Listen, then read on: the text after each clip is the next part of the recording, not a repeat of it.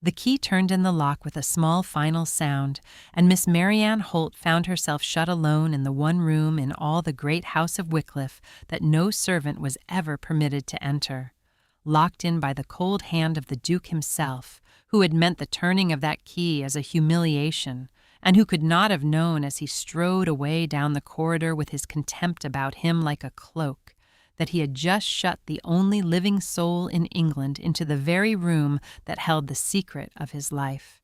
She did not weep. That was the first thing, and it mattered, though there was no one there to see it. She did not weep, and she did not beat upon the door, and she did not sink down and tremble as a frightened serving girl might have done. She stood in the center of the great dim library, among the thousands of books and the long shadows of a winter afternoon, with her heart beating hard and her chin level, and she mastered herself breath by breath, as she had taught herself to master herself through 7 years of being poor and dependent and at the mercy of the cold and careless great. And when she had her composure again, which took perhaps a minute no more, she turned and looked with her clear gray eyes at the room she had been imprisoned in, and began, with the steady curiosity that was her nature, to understand where she was. It had begun simply enough and unjustly, as such things do. The Dowager Duchess of Wycliffe, Marianne's employer, a fierce, ancient, sharp-tongued old lady who had taken an unaccountable liking to her quiet, sensible companion, had sent Marianne to fetch a particular volume from the great library, a thing she did often, for the dowager could no longer climb the stairs, and Marianne fetched and carried for her all day long. And Marianne, who had been into the library 100 times on just such errands, had gone in and found the lamp lit and a ledger open on the great desk and the fire burning, as though someone had stepped out only a moment before. And she had crossed to the shelves to find the dowager's book, thinking nothing of it, when the door had opened behind her, and the Duke of Wycliffe had come in and stopped dead at the sight of her, and gone white, and then cold, with a coldness she had never seen in any face before. "You," he had said very quietly, which was worse than shouting, "you, in here, among my private papers. I have wondered these 3 weeks what manner of woman my grandmother had taken up. A sly, soft-spoken, watchful sort of creature, my cousin warned me, not to be trusted, forever where she has no business to be. And here you are, in the one room forbidden to the whole household, at my desk, reading, I have no doubt, whatever you could lay your prying eyes upon." His voice had not risen. It had only grown colder and more contemptuous with every word. "Well, we shall see how you like the consequences of prying where you are not wanted. You will stay here, locked in where you have so wished to be, until I decide what is to be done with a servant who cannot keep to her place. And you will have a long afternoon, Miss Holt, to consider the wages of presumption. I will deal with you when it suits me." And he had turned and gone out and locked the door, and that had been that. She had not had time to tell him she had come for a book. She had not had time to tell him she had touched nothing, read nothing, wished only to fetch the dowager's volume and go. He had not asked. He had not wanted to know. He had seen a poor dependent woman where she ought not to be, and his cousin's poison had done its work, and he had locked her in to shame her, with the cold cruelty of a great man who has never once been made to imagine that a servant has feelings to be wounded. And now she stood alone in the locked library in the failing light, unjustly shamed and helplessly confined. And her eye fell, as she stood there mastering her anger upon the open ledger on the great desk that the Duke in his haste and fury had not thought to close, and she saw, without meaning to see, the first line of it, and she went very still. To understand why what she saw in that ledger mattered so much, and why a locked door and an open book would change the whole course of 2 lives, you must understand first who Marianne Holt was, and how she came to be a poor companion in a cold, great house, and what manner of woman it was that the Duke of Wycliffe had so carelessly shut in among his secrets. She was 27, and she was poor, and she was a gentlewoman, which is the most precarious of all conditions, for she had been born to comfort and respectability, the only daughter of a respected country physician, a clever, kind, hard-working man who had given his daughter an excellent education and the expectation of a modest, secure future, and who had then, when Marianne was 20, died suddenly of a fever caught from a patient. For he was the sort of doctor who went to the poor as readily as to the rich, and took his death in the end from a laborer's child he would not abandon. He had left his daughter his good name, his books, his principles, and almost no money at all. For a country doctor who treats the poor for nothing dies poor himself, and what little he had saved was swallowed by the debts of his last illness, and Marianne, at 20, found herself alone in the world, gently bred and well-educated and entirely without means, fit for nothing in the world's eyes but the one narrow road open to such women, to become a paid companion, a genteel servant, to some richer woman who wanted a pair of useful hands and a soft voice to read aloud, and a presence to fetch and carry and bear the loneliness of the old. She had taken that road at 20, with her eyes open and her dignity intact, and she had traveled it for 7 years now, from one situation to another, learning the hard lessons it teaches, learning to be useful without being servile, to be present without presuming, to bear the casual unkindness of employers who forgot she was a person, to keep her own counsel and her own self-respect in a position designed to grind both away. She had learned that a poor companion has no rights, no security, no protection but her own character, that she may be dismissed at a whim, slandered without recourse, blamed for any household misfortune that wants a convenient culprit, and that the only thing in all the world that was truly her own, that no employer could take from her, was her own integrity, the quiet certainty of her own worth, held close and guarded, the one possession of the dispossessed. And she had held it through 7 hard years. She had been poor and dependent and overlooked, and occasionally cruelly used, and she had never once let any of it persuade her that she was worth less than she knew herself to be. She was Marianne Holt, a good man's daughter, a woman of education and principle and quiet courage, and if the world saw only a poor companion in a made-over gown, then the world was a fool, and she would not be made a fool by sharing its blindness about herself. Such was the woman the Duke of Wycliffe had locked in his library to teach her her place. He could not have chosen in all of England a woman less likely to learn it. The ledger was a record of money given away, and at first Marianne did not understand what she was looking at. She understood only that it was no ordinary account book. She had not meant to read it. She had glanced at it as one glances at anything in an empty room, but the first line caught her eye and held it. And once she had read the first line, she could not help reading the next, and the next, for what was written there made no sense at all with what she knew of the cold, ungenerous man who had just locked her in. For the Duke of Wycliffe had a reputation, and it was not a kind one. He was known through the whole county as a hard man, cold, proud, close-fisted, a great landlord who was said to be careful to meanness with his vast fortune, who gave little to the public charities that other great men endowed for the sake of their names, who held himself aloof and austere, and let it be understood that he had no patience with sentiment or display. The county respected him and did not love him. His own family found him chilly and difficult, and Marianne, in her 3 weeks in his house, had seen nothing to contradict the reputation, had seen a grave, silent, forbidding man who spoke to his grandmother with cold civility and to the servants not at all, who seemed to carry some perpetual private winter about with him, and who had now, on the strength of a cousin's whisper and the sight of her in a forbidden room, locked her up like a thief. But the ledger told another story altogether. Line after line, year after year, in the Duke's own hand, it recorded sums of money, large sums, very large, given away in secret, to a house she had never heard of, for the maintenance of women she did not know, for the board and lodging and care of the residents, for a physician's fees, a schoolmistress's wages, coal and candles and clothing, and the 100 quiet expenses of keeping a number of people housed and fed and cared for dowries even, and passages to new lives, and small sums set by for women leaving the house to begin again. Years of it. A fortune in it, Far more, Marianne saw with a slow, dawning astonishment than the close-fisted Duke was thought to spend on his own comforts. A steady, secret river of money flowing out of the proud, cold man's hands into the keeping of strangers, for no reason she could see and with no name attached, for the ledger named no benefactor, and the whole arrangement was plainly, elaborately anonymous. And then, beside the ledger, she saw the letters, a small bundle of them tied with a faded ribbon that had been taken out and left on the desk.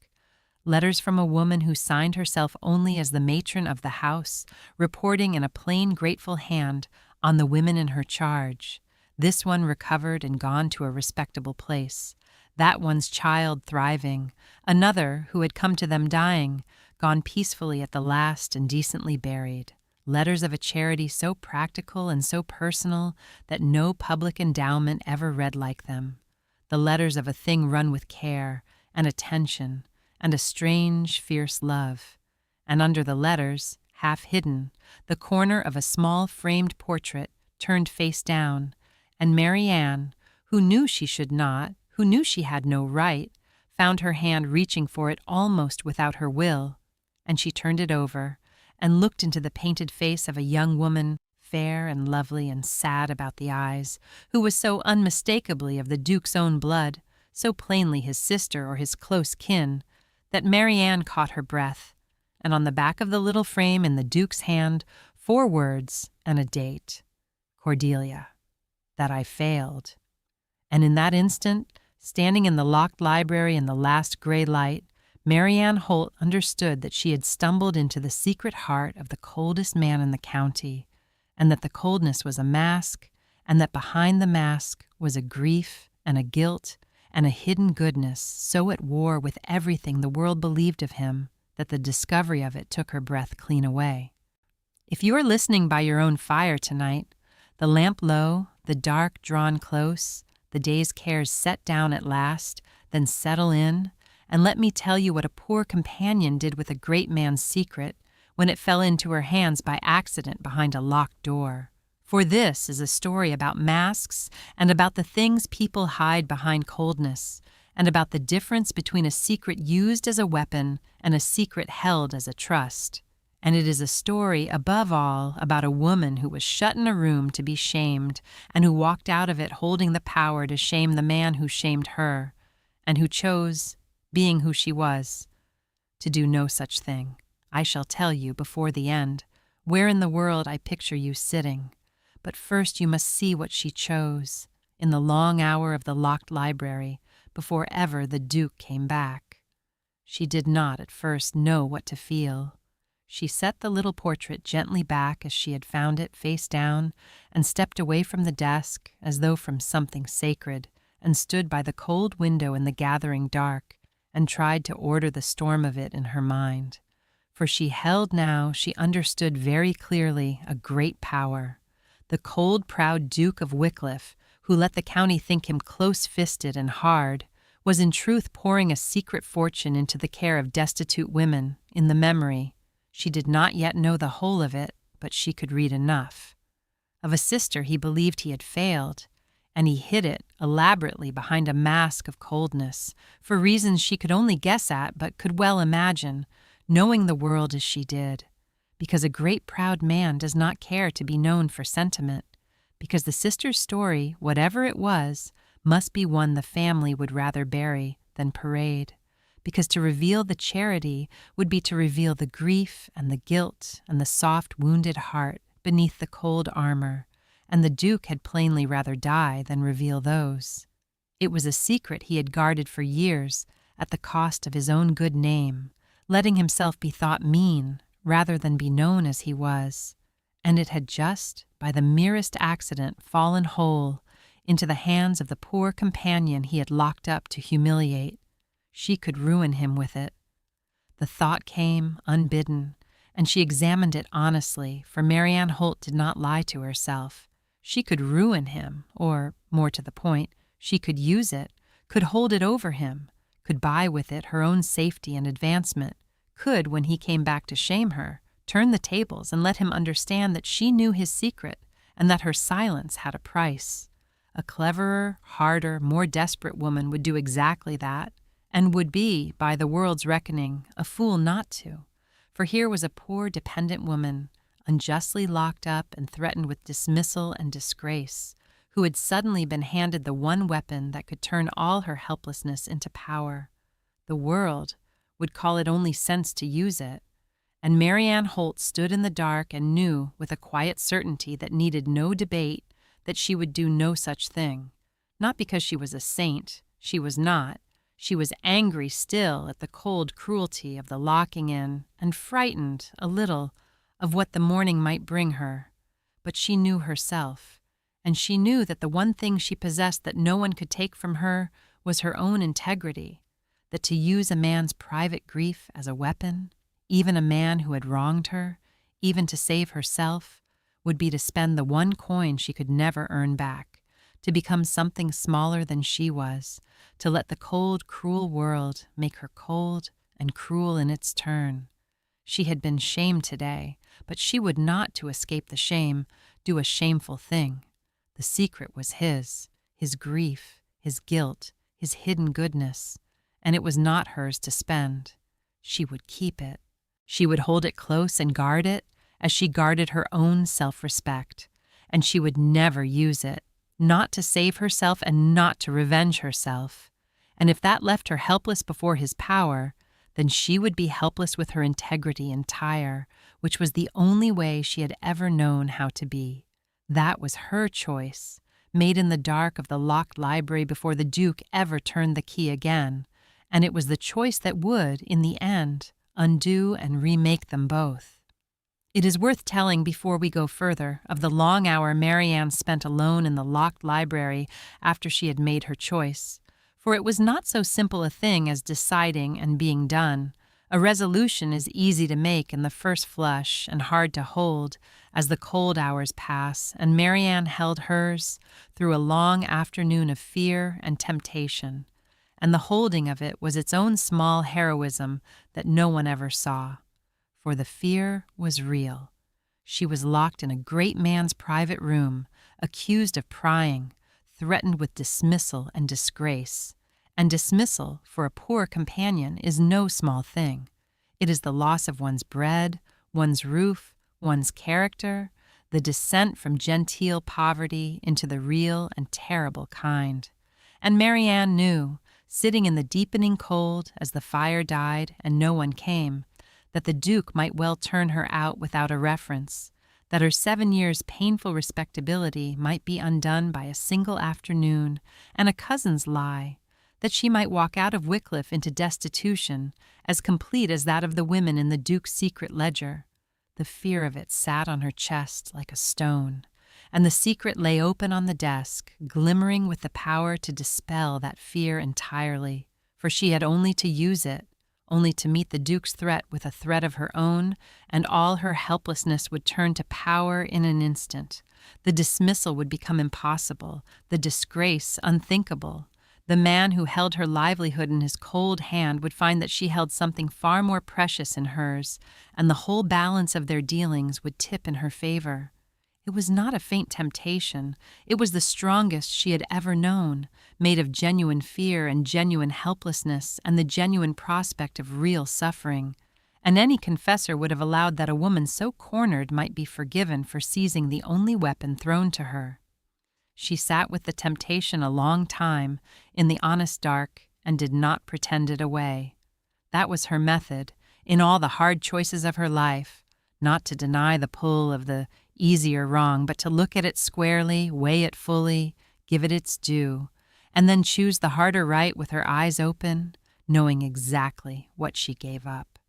And what she found, weighing it that afternoon, was this, that the safety she could buy with the secret would be a safety not worth having, because of what she would have to become to buy it. She had spent 7 years guarding one possession against all the grinding pressure of poverty and dependence, not her respectability, which others could take from her, but her integrity, which only she could surrender, and she understood that to use the Duke's grief as a lever would be to surrender it herself, freely, in a way no employer's cruelty had ever been able to force, would be to become, at last, exactly the sly, calculating creature Daventry had named her, and to prove him right, and to lose the long, quiet war she had been winning against the world's attempt to make her small. She would be safe, and she would be smaller, and she would know it every day for the rest of her life. And she found, weighing the two, that she would rather be turned out into the cold, with her integrity entire, than kept warm at the price of it, that a self-respect surrendered to buy safety is the worst bargain a poor woman can make, for the safety fades and the self-contempt remains. So she chose, again, more firmly for the long sitting with it. She would keep the secret, use nothing, want nothing, and meet whatever came with clean hands. And when at last the key turned and the Duke came back with his candle, expecting to find her broken, he found instead a woman who had fought a long private battle in the dark and won it, and whose composure was not the numbness of fear, but the hard-won peace of a soul that has looked at the easy wrong and turned from it. And though he could not have known any of that, he felt it in the steadiness of her, and it was the first thing about her that he could not explain, and the beginning of his undoing. He came back at dusk with a candle, expecting to find her broken. That was what the locking in had been for, after all, to frighten and humble a presumptuous servant, to leave her stewing in fear through the long afternoon until she was ready to weep and confess and beg his pardon and be grateful for whatever mercy he chose to show. And the Duke of Wycliffe, who had spent the intervening hours in a cold black temper, compounded of fury at the intrusion, and a deeper, sicker fear he would not name, the fear of what she might have seen, came back to the library braced for a scene of tears, and groveling, and meaning to extract from her, under the threat of dismissal and disgrace, a binding silence about anything she might have glimpsed. He found instead a woman standing composed and dry-eyed by the cold window, who turned at his entrance and looked at him with a clear, level, entirely unfrightened gaze, and who said, before he could speak, in a voice as steady as his own, "You have come back, Your Grace. I am glad of it. I had begun to fear you meant to leave me here all night, which would have been awkward for us both. Before you say whatever you have come to say, I will save you some trouble and say what I have to say first, for I think it bears on the matter. I came into this room 3 hours ago to fetch a book for your grandmother. As I have done 100 times, I touched nothing and meant nothing, and was no more prying than the chair I might have sat in.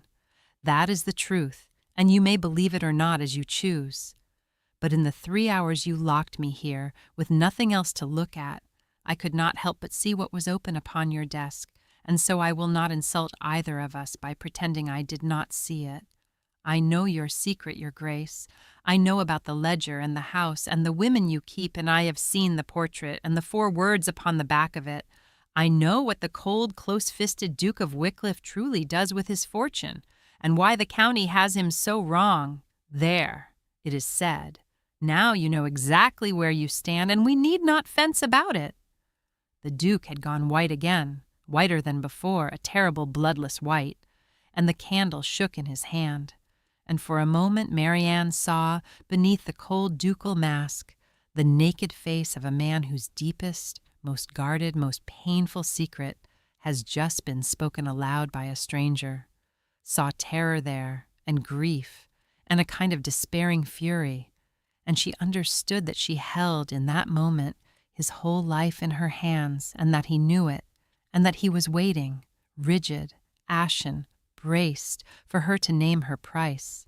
"So," he said at last, and his voice had lost its cold control. It came out low and rough and shaking. "So, there it is. You have it, the whole of it. 3 weeks in my house, and you have what no one in the world has had in 8 years. Well, you are cleverer than my cousin gave you credit for, and far more dangerous. Name it, then. Name your price. You will want money. They always want money, or a position, or a settlement, or my silence about your own prying turned to your advantage. Whatever it is, name it, and let us be done. For I find I have not the stomach to bargain slowly over my sister's grave. What do you want, Miss Holt, to keep your mouth shut?" Every poor clever woman in your situation wants something. Name it." And Marianne Holt looked at the shaking, ashen, contemptuous, terrified man before her, and felt, instead of the triumph he expected and the fear he hoped for, a great and unexpected wave of pity for a man so broken by grief and so armored in pride that he could not even imagine, could not conceive, that another human being might know his secret and want nothing at all. And she answered him quietly, and her answer changed everything. "I want nothing, Your Grace," she said. He stared at her. The words plainly made no sense to him. He turned them over and could find no meaning in them that fitted the world as he understood it. "Nothing," he repeated, "nothing. I am not bargaining with you. There is nothing to bargain over. I have no price because I am not selling anything, because I have nothing of yours to sell. Your secret is not mine, Your Grace. It is yours. I came by the knowledge of it by accident, against my will, locked in a room by your own hand, and a thing that falls into one's hands by accident is not therefore one's property to spend. I will keep your secret. I would have kept it had you never come back at all. I will keep it not as a bargain and not for any price, and not because I fear you or hope for anything from you, but because it is yours, and it is a good and honorable secret that does you more credit than anything the county believes of you, and because I am not the sort of woman who turns another person's grief to her own profit. You may dismiss me tomorrow if you like. You have the power, and I cannot stop you, and I will still keep it. You may believe me a schemer, as your cousin has told you. You may go on thinking the worst of me, and I will still keep it. There is no price, Your Grace, because there is no transaction. There is only a secret I happen to know and will never tell. That is all. You may stop being afraid of me. I am the least dangerous person you have ever locked in a room." The Duke of Wycliffe stood very still, the candle steadying in his hand, and looked at her, as a man looks at something he has never seen before and cannot account for. He had lived 36 years in a world where everything had a price, and everyone wanted something. He had built his whole armored solitary life on that knowledge, had wielded his rank and his fortune as the only currencies that mattered, had assumed as naturally as he breathed that any creature who got power over him would use it, because that was what creatures did. And here was a poor dependent woman, whom he had locked up and threatened and insulted, who held the power to ruin him utterly, and who was telling him, with a plain, steady honesty he could not disbelieve however he tried, that she wanted nothing, that she would simply keep his secret because it was the decent thing to do, that there was no price because she was not for sale. It upended something in him so foundational that for a long moment he could not speak at all. "Why?" he said at last, and the cold contempt was wholly gone from his voice now. There was only bewilderment and a kind of raw, exposed wonder. "Why would you do that? I locked you in this room. I insulted you. I called you a thief and a schemer to your face and threatened your livelihood and your good name. By every reckoning you owe me nothing but ill, and I have handed you the means to repay it 1,000-fold, and you tell me you will simply keep faith with a man who has shown you none. Why? What manner of woman are you, Miss Holt? For I find I have not the smallest idea, and I have been very sure these 3 weeks that I knew exactly what you were." "I am a woman who has very little, Your Grace," said Marianne, "and who guards the little she has the more fiercely for its being little. I have no money and no position and no protector and no power in the world. The only thing I own is my own integrity, the knowledge that I am better than my circumstances, and will not let my circumstances make me worse. That is all I have. And if I used your grief to buy my safety, I should have to spend it, should have to give up the one thing no one has been able to take from me in 7 hard years. And I will not do that. Not for safety, and not for revenge, and not for a fortune, because then I should be safe, perhaps, but I should no longer be myself, and I had rather be poor and myself than comfortable in someone smaller. You locked me in here to shame me, Your Grace, but I find I cannot be shamed by being wrongly used, only by doing wrong myself, and so I will not do wrong, whatever you have done to me. That is the manner of woman I am. It is not a grand or a clever manner. It is only the one I have got." The whole of Lady Cordelia's story, which the Duke told Marianne only later, by his own fire, in the slow unburdening of a man learning at last to share a grief he had carried alone for 8 years, was sadder even than the 4 words on the back of the portrait suggested, and it explained everything about the man he had become. Cordelia had been his only sister, 2 years his junior, and the warm, bright heart of a cold, proud family, for the Wycliffes ran to coldness, and Cordelia alone among them had been all warmth, impulsive and loving and quick to laughter, the one person in that grand, chilly house who had ever made the young Everett feel loved for himself. They had been close as children, closer than the rest of the family liked, 2 affectionate creatures in a house that distrusted affection.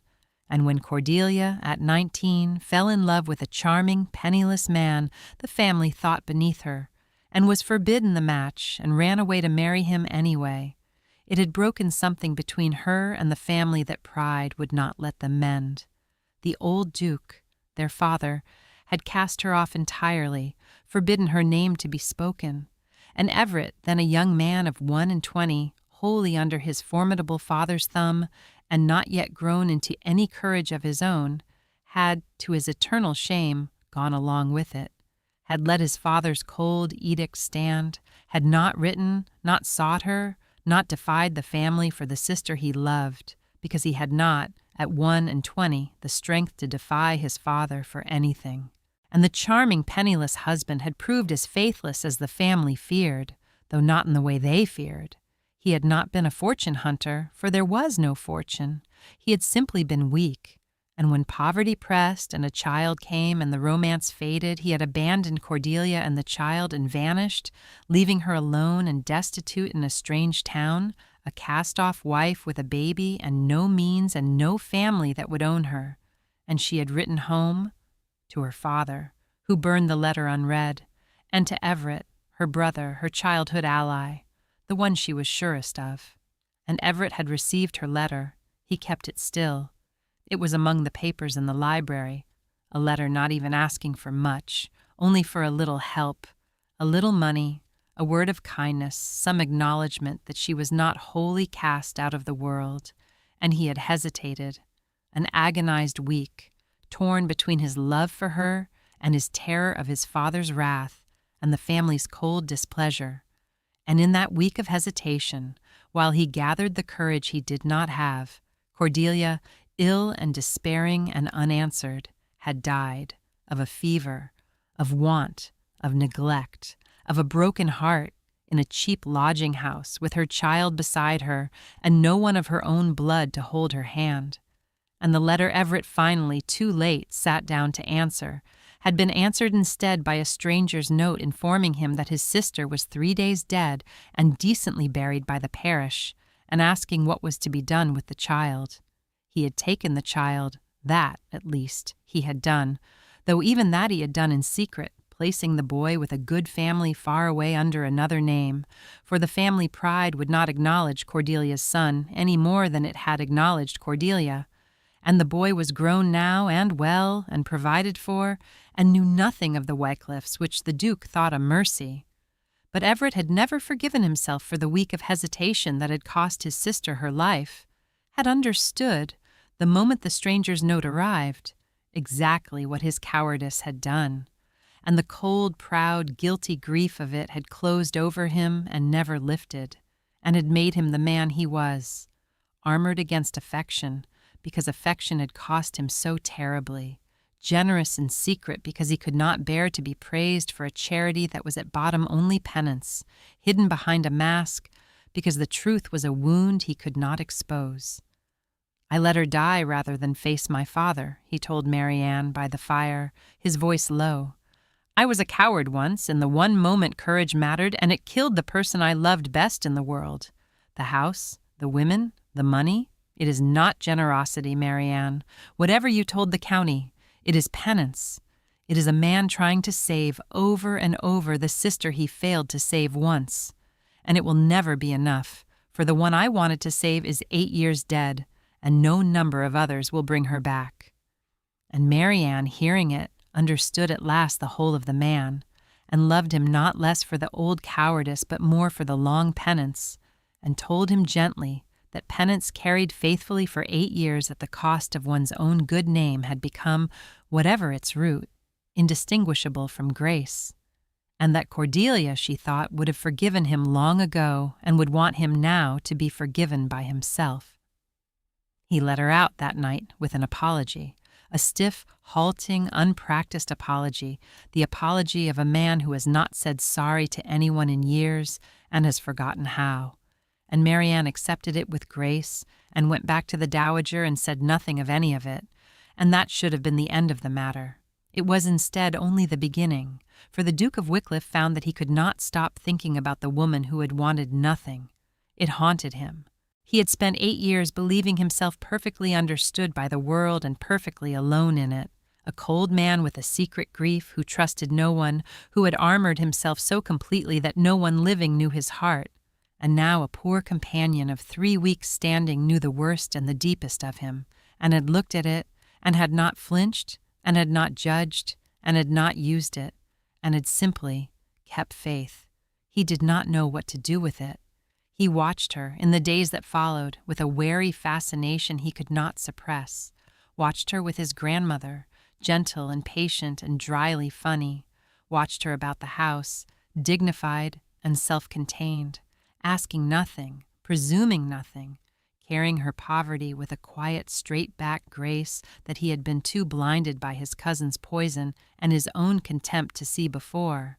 And he found, to his growing discomfort, that he had been entirely, shamefully wrong about her, and that the wrongness sat ill with him.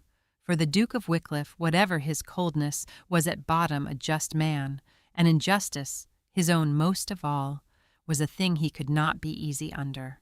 So he sought her out, awkwardly at first, on small pretexts, a question about his grandmother's health, a book he thought she might like, a remark about the weather that died half-spoken. For he had as little practice in ordinary human conversation as in apology, having held himself apart so long that he had half forgotten how the thing was done. But Marianne, who saw what he was attempting and was too kind to make it harder, met his clumsy overtures with an easy directness that smoothed his way. And by slow degrees, over the gray weeks of that winter, the strangest thing happened to the coldest man in the county.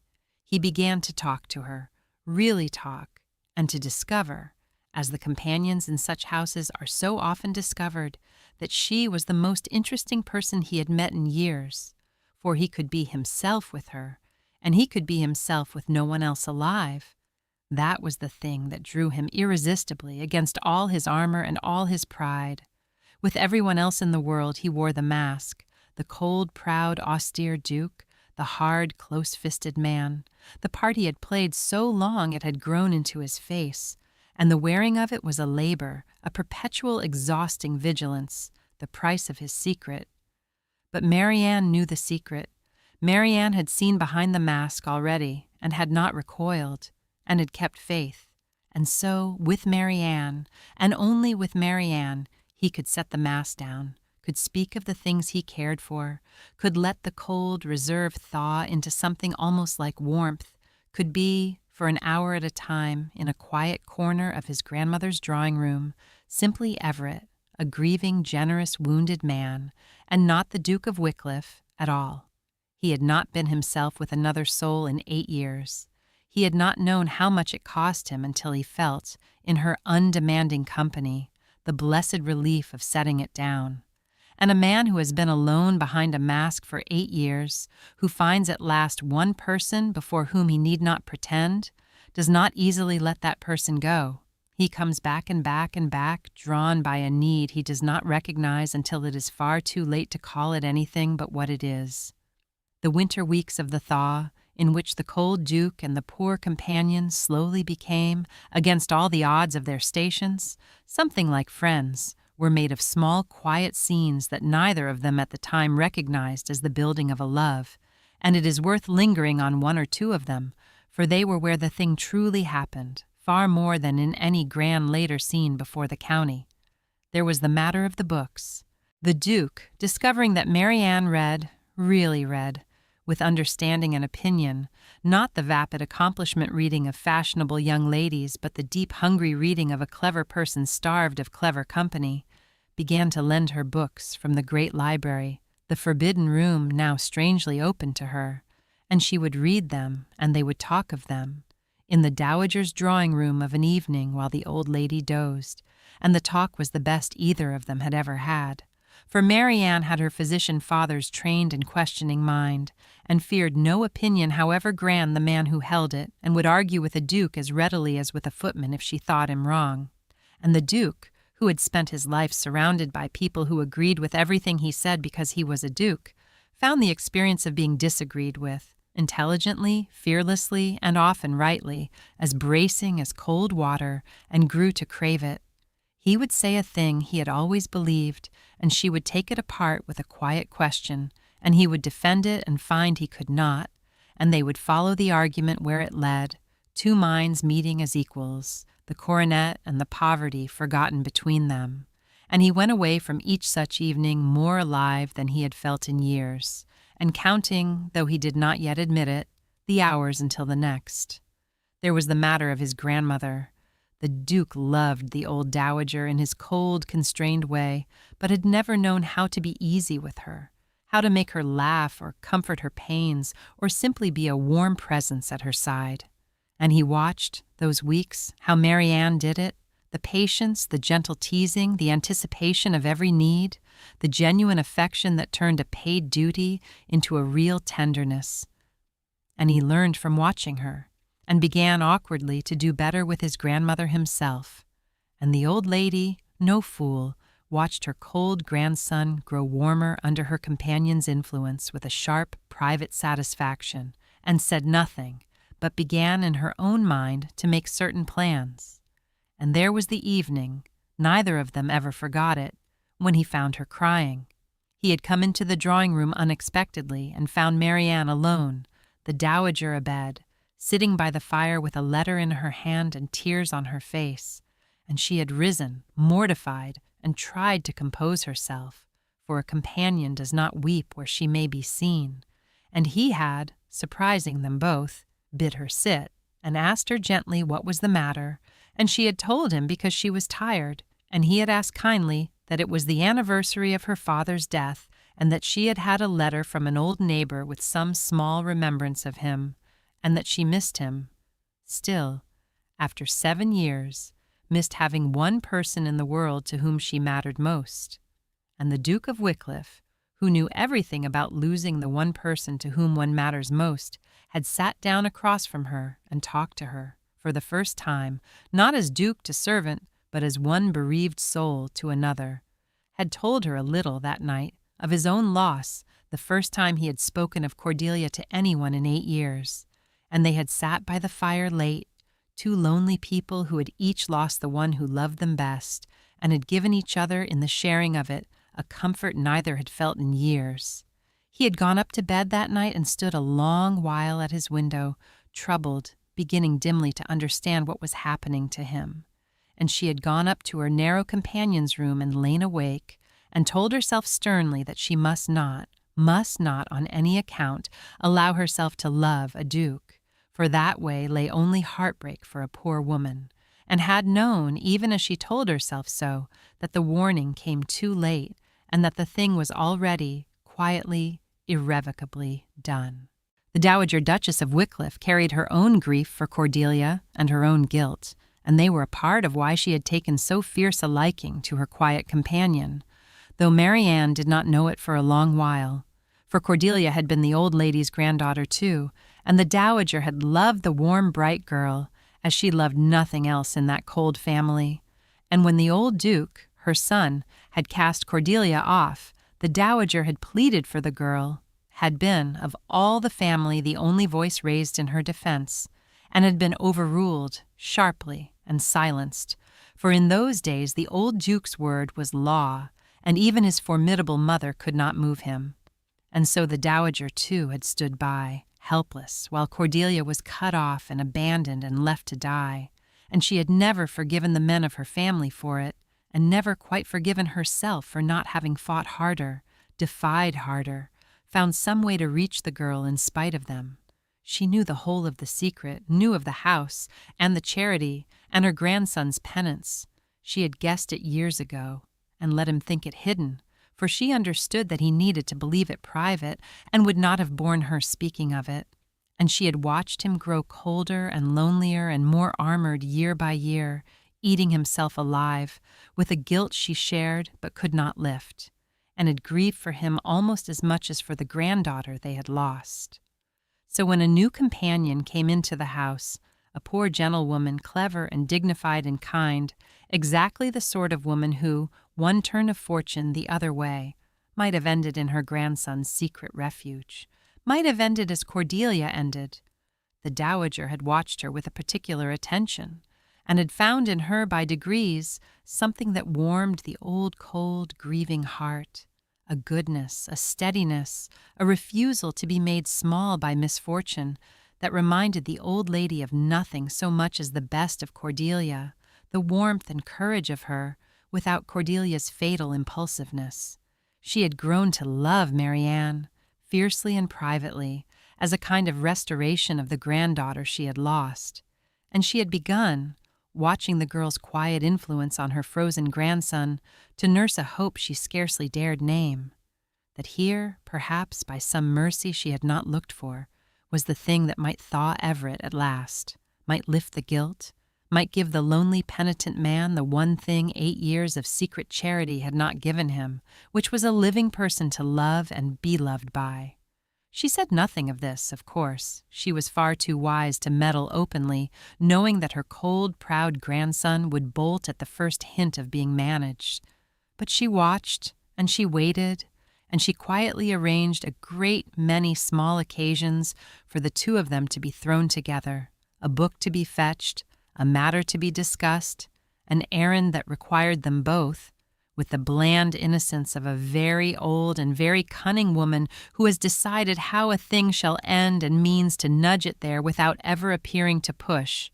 And when that winter she saw the thaw beginning, saw her grandson seeking out the companion, saw the cold mass slipping in Marianne's presence, the old dowager duchess permitted herself alone in her room at night a small, fierce, private smile, and thought of Cordelia, and thought that perhaps, after everything, after all the cold years and the terrible loss, some good might yet be salvaged from the wreckage of her family's pride.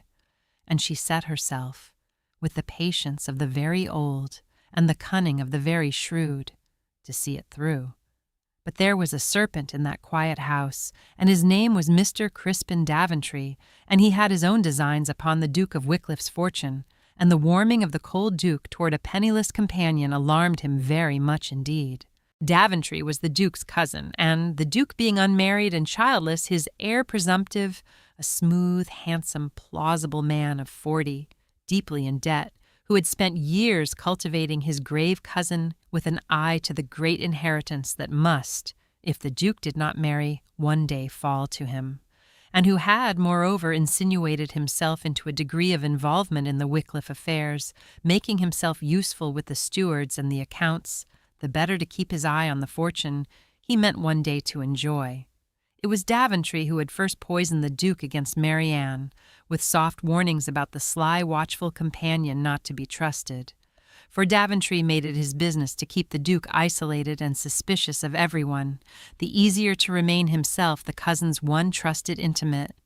And it was Daventry who now, watching the unprecedented thaw, the Duke seeking out the companion, the cold man growing almost human in her presence, felt the cold clutch of a very particular fear, that his grave, solitary cousin, whom he had counted on to die unmarried and leave him everything, might be falling in love, that a penniless nobody might be about to make herself Duchess of Wycliffe, and bear an heir and cut Crispin Daventry out of the inheritance he had schemed 20 years to secure.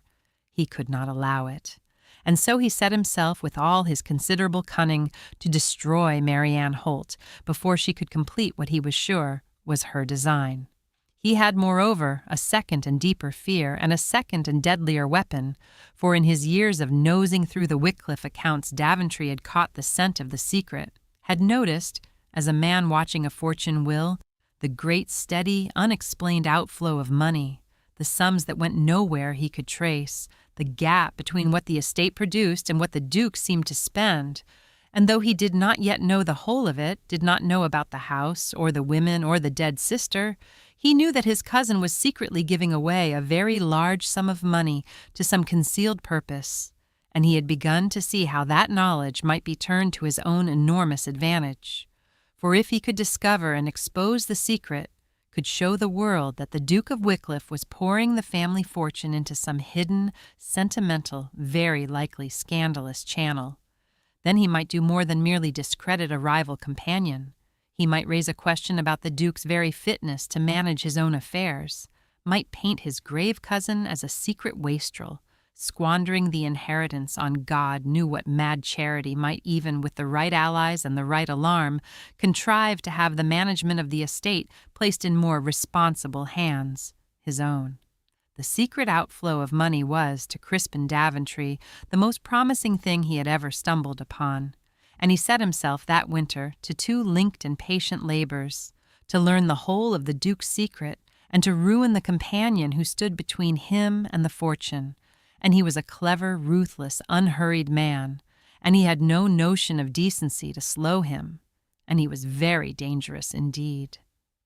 Crispin Daventry had been waiting for the Wycliffe fortune for 20 years, and the waiting had hollowed him out and made him dangerous. And it is worth understanding the man, for he was not a mere stock villain, but a particular and recognizable kind of ruin, the poor relation of a great house, raised near enough to wealth to crave it and far enough from it to be denied, who spends his whole life calculating an inheritance and grows, in the long calculation, entirely rotten. He was the son of the old Duke's younger brother, born to the cadet branch with the tastes of the senior one and none of the means. And he had grown up watching his cousin Everett, 2 years his junior, possess as a birthright everything that Crispin wanted and could never have. The title, the estates, the great fortune, all of it falling to the younger man by the mere accident of which brother had been born first. It had soured him early. He had spent his youth in elegant idleness he could not afford, accumulating debts against the expectation of one day inheriting, for the Duke was unmarried and showed no sign of marrying, and seemed likely, being so cold and solitary a man, to die without an heir, in which case everything would come to Crispin. And so Crispin had organized his entire adult life around that expectation, had borrowed against it, had cultivated his grave cousin with a patient false devotion, had made himself useful and indispensable and trusted, all with the single long-game object of being well-placed when the great inheritance fell due. 20 years he had played that game, 20 years of debts and waiting and false smiles, his whole future staked on his cousin's continued solitude and eventual childless death. And the years of waiting had done to him what such waiting does, had eaten away whatever decency he might once have had, and left only the appetite. A man who spends 20 years wanting another man's death, for that, stripped bare, was what Crispin's expectation amounted to, does not remain a good man. He becomes a creature of pure calculation, in whom every relationship is a means and every person an obstacle or a tool, and in whom the long frustration of desire curdles at last into a cold readiness to do anything, anything at all, to secure the thing so long awaited. He had made himself useful with the Wycliffe accounts precisely so that he might watch the fortune he meant to inherit and guard it from any threat, and he had kept his cousin isolated and suspicious with patient years of soft poison about this person and that, precisely so that the Duke should form no attachment, take no wife, beget no heir, but die at last as Crispin needed him to die, alone.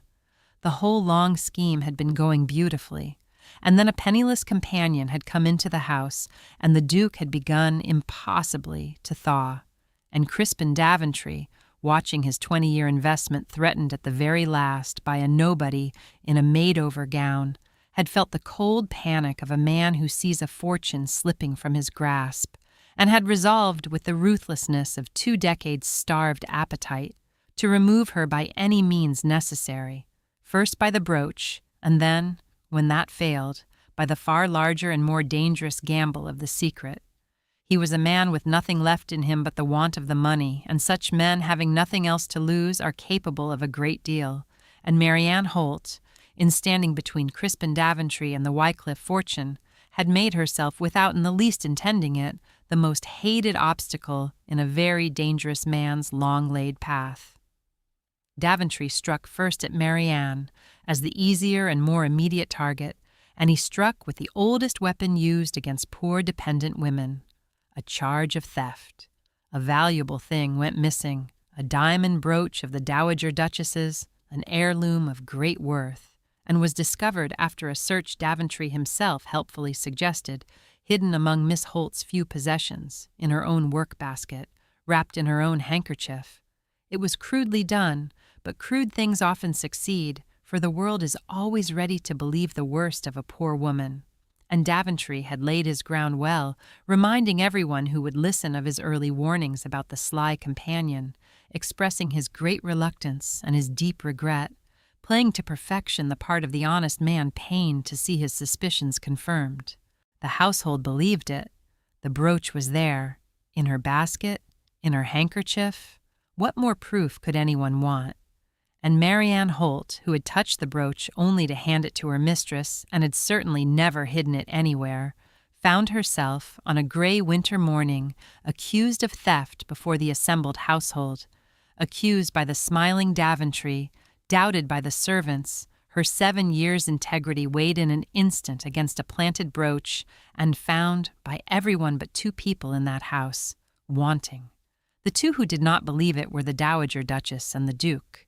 The old lady, fierce in her companion's defense, declared roundly that she had known honest women and thieves both in her 80 years, and that Marianne Holt was no more a thief than she herself was, that the whole thing stank of contrivance, and that she would stake her life on the girl's innocence. And her championship was fierce and total, but she was old, and a brooch in a basket is a brooch in a basket, and even a duchess's faith cannot unsee evidence. And the Duke knew. The Duke knew, as no one else could know, exactly what manner of woman Marianne Holt was, for he had handed her a few weeks before a far greater treasure than any brooch, his whole secret, his whole life, the power to ruin him. And she had refused to take the smallest advantage of it, had wanted nothing, had kept faith with a man who had given her every reason to betray him. A woman who would not steal a man's deepest secret when it lay open in her hands and would have made her rich and safe, does not steal a brooch from the mistress who has been kind to her. The thing was impossible. He knew it was impossible. And he knew, too, with a cold, dawning clarity, who in his household had both the cunning and the motive to contrive it. For Daventry had overplayed his hand just slightly in his eagerness, had been a little too ready with his suggestions, a little too prepared with his prior warnings, a little too pleased beneath his show of regret. And the Duke of Wycliffe, who was no fool when his suspicions were once roused, looked at his smooth, grieving cousin pronouncing sentence on an innocent woman, and understood all at once a great deal about the brooch, and about the years of poison, and about whose interests were truly served by keeping the Duke cold and suspicious and alone. He did not show it. That was the discipline of the mask, turned at last to good use. He kept his cold countenance, and did not denounce Daventry on the spot, for he saw that to do so would be to fight his cunning cousin on a single skirmish when a whole campaign was wanted. And he saw, too, for he was learning from Marianne's example, to think less of his own dignity and more of what was just, that the brooch was only the opening move, that Daventry was after something far larger than the ruin of a companion, and that the larger thing was the secret.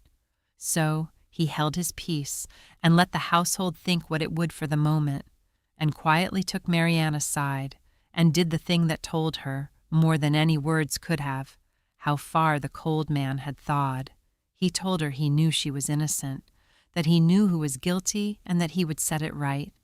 And he asked her, humbly, to trust him a little while, and to forgive him that she must bear a few days more of false suspicion while he found the way to defeat the man who had contrived it. And Marianne, looking into the grave, changed face of the man who had once locked her in a library and now stood pledging himself to clear her name, found that she did trust him entirely, and that the trusting was a sweeter and more frightening thing than any she had felt in 7 guarded years. More, the morning of the theft accusation was, for Marianne, a trial of exactly the kind her whole guarded life had prepared her to meet, and she met it as she had taught herself to meet such things, with a dignity that gave her accusers nothing to feed on.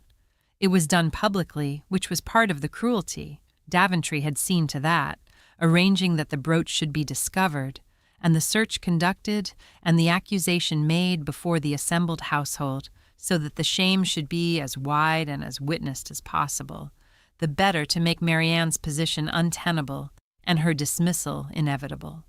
She was called to the hall, where the servants stood in an uneasy ring and the dowager sat rigid in her chair, and Daventry presided with his show of pained reluctance, and the brooch was produced, her own work-basket, her own handkerchief, the heirloom diamond glittering in the folds of it, and the question put to her, before them all, how came the Dowager Duchess's brooch to be hidden among her things if she had not stolen it? And Marianne, facing the ring of doubting faces, the planted evidence, the smiling cousin, the whole machinery of a poor woman's ruin, did not weep and did not rage and did not babble protestations that would only have sounded like guilt. She stood straight and looked them each in the eye and spoke quietly and clearly. "I did not take it," she said. "I cannot tell you how it came to be in my basket, for I did not put it there, and I have only my word to set against the fact of its being found there, which I am well aware is no proof at all in the eyes of the world.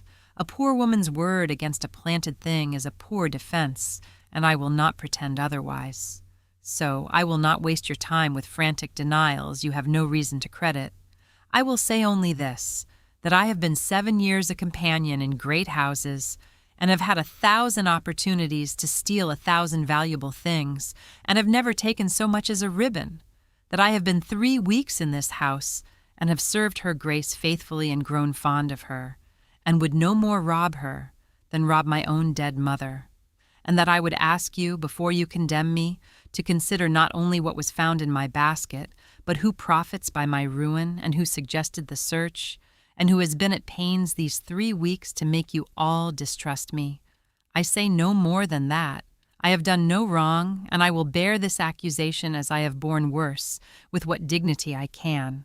And time, I have generally found, has a way of bringing crooked things straight. I am in your hands. I have only my character to plead, and I plead it, and leave the rest to those who will judge." It did not save her.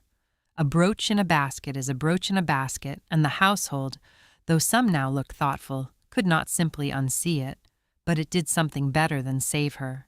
It preserved her, whole and unbroken and unshamed, through an ordeal designed to break and shame her, for she had refused to play the part of either the cringing guilty or the hysterical innocent, and had stood instead in her plain dignity and made her accusers, some of them, uncomfortable, made them wonder, planted the small seed of doubt that her bearing alone could plant. The dowager, watching, was so fierce in her pride and her fury that she had to be restrained from turning Daventry out of the house on the spot.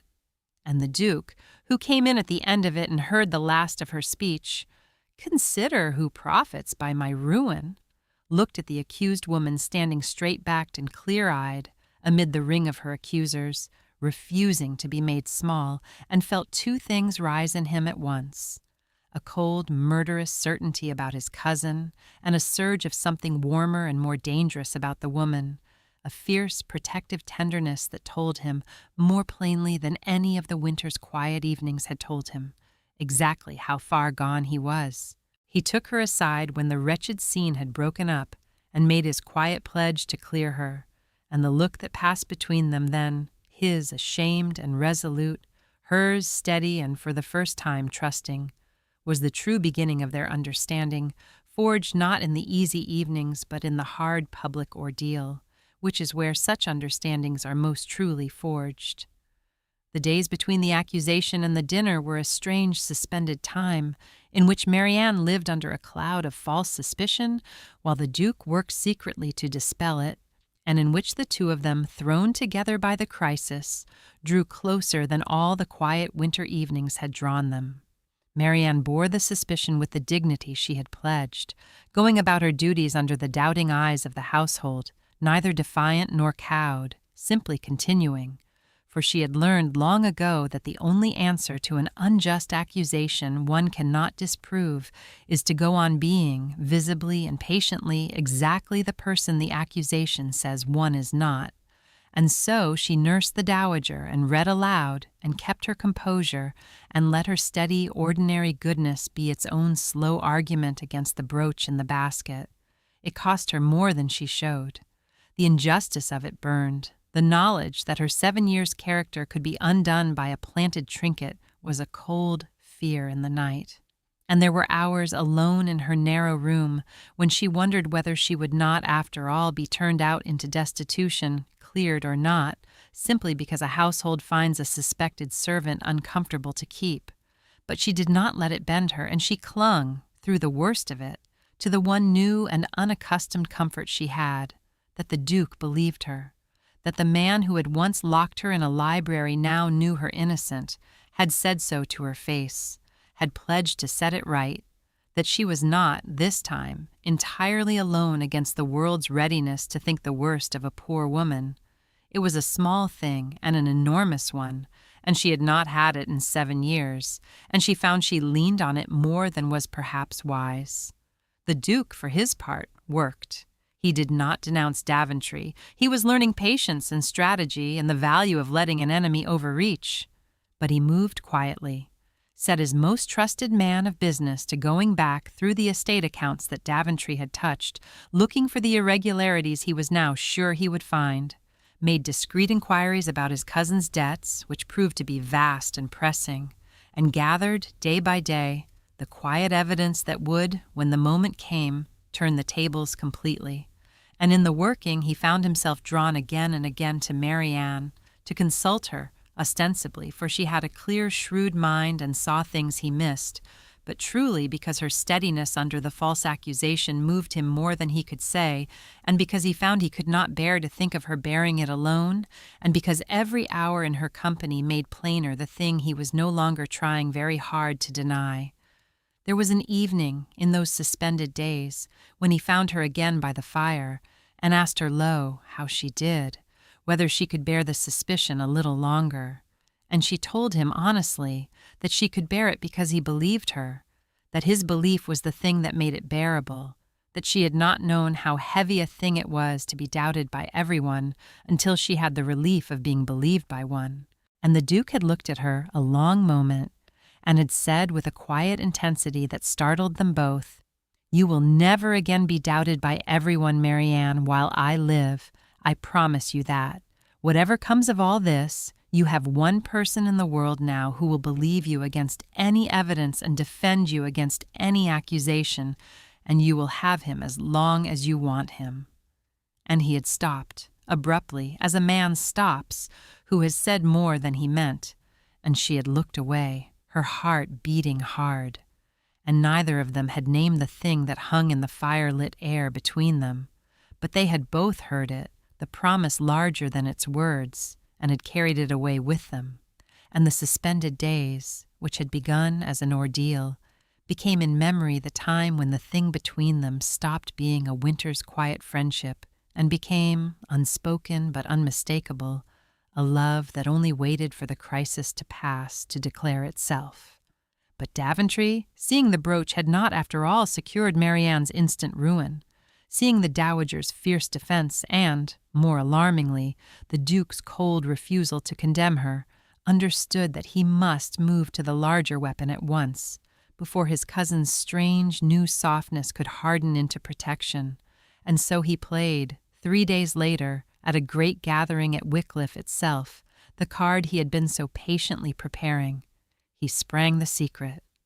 The occasion was a dinner the Duke gave, as he did each winter for the principal families of the county, a cold, formal duty he discharged without pleasure, and Daventry had contrived that it should be well attended, and had whispered beforehand to one or two of the more influential guests that something of great moment touching the Duke's affairs would come to light that evening, so that the room was primed and watchful. And when the company was assembled, and the moment ripe, Daventry rose, with a great show of reluctance and family grief, and addressed the room, and what he said was cunningly aimed to destroy his cousin utterly. "I had hoped," he said, "never to have to speak of this. It pains me beyond words, but my duty to this family and to this great estate compels me, and I must beg you all to bear witness to what conscience forces from me. It is no secret that my cousin the Duke is thought a careful man with his fortune, close even, some have called him. The truth, my friends, is darker and stranger than any of you suspect.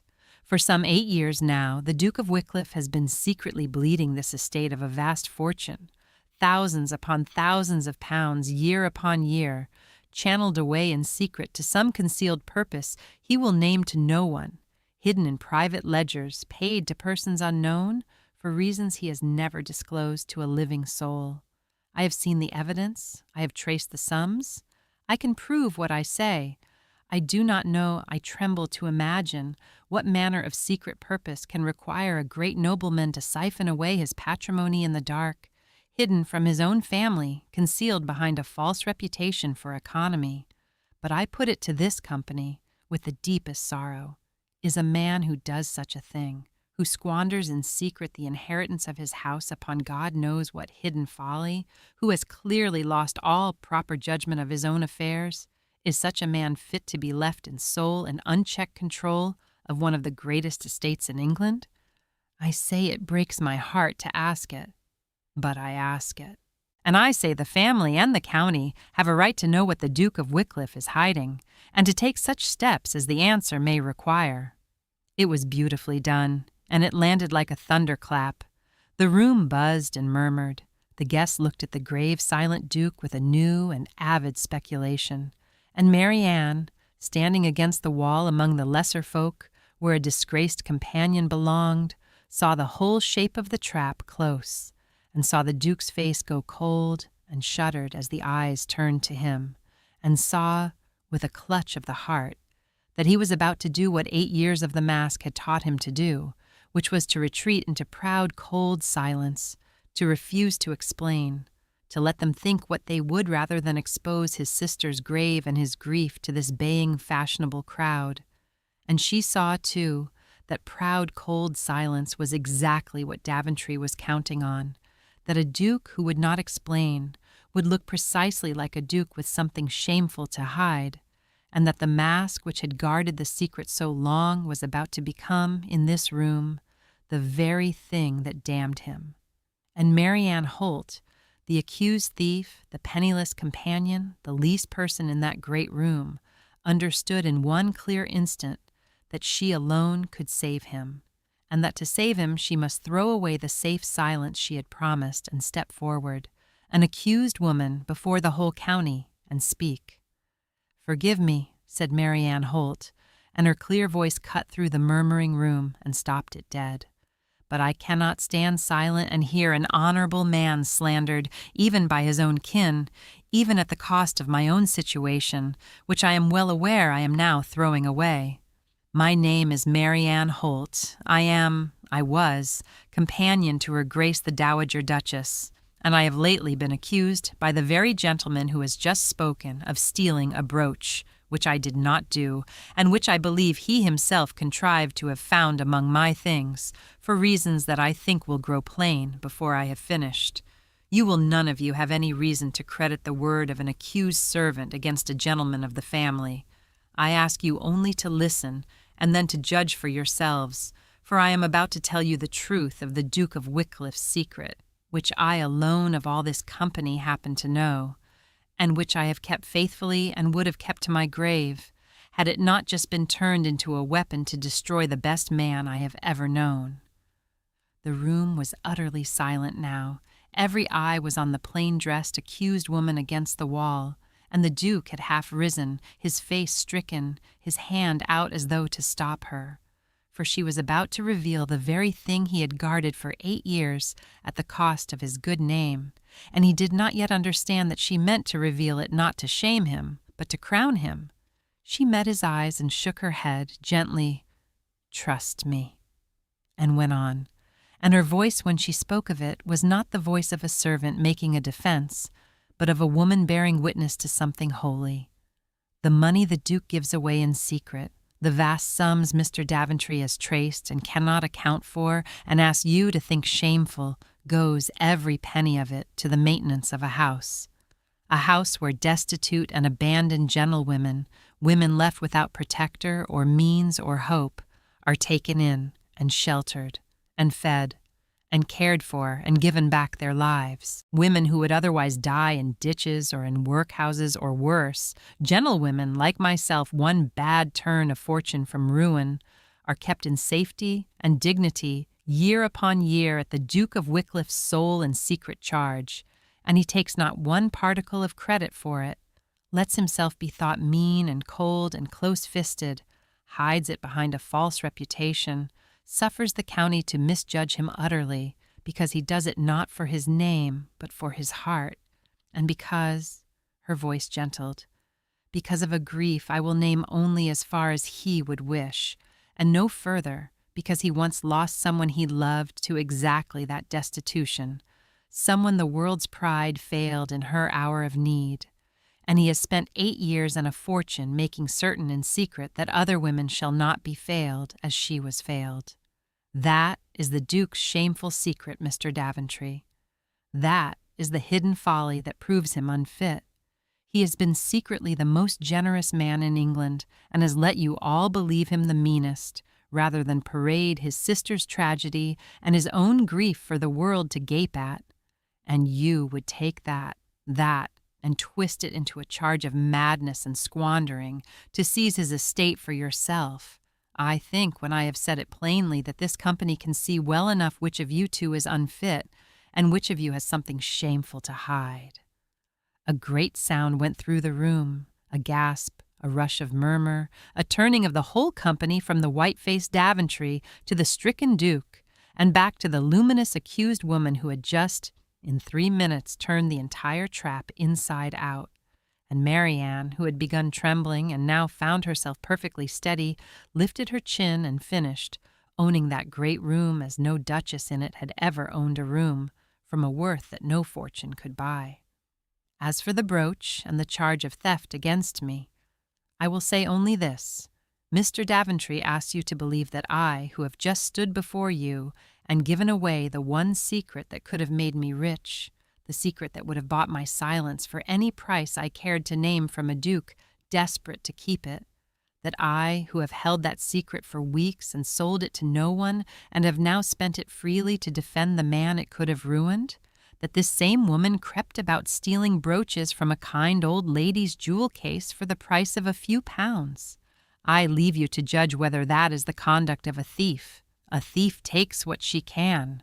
I have just given away the most valuable thing I shall ever hold, and asked nothing, and lost my situation in the giving. Believe of me what you will. But I think you will find it does not hang together, unless you suppose, as I do, that the brooch was placed where it was found by the same hand that has just tried to place a far greater theft at the Duke's own door. I have done.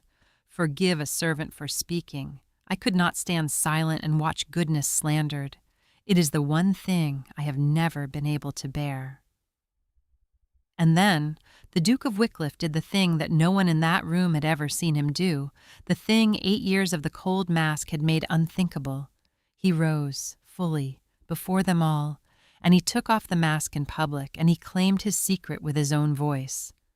"Everything Miss Holt has told you is true," he said, into the ringing silence, "and there is only one thing I would add to it, which she was too kind to say plainly, and which I find I am no longer willing to hide, for I have just watched a penniless woman throw away her livelihood to defend me when I had not the courage to defend myself, and I will not be shamed by the comparison a moment longer.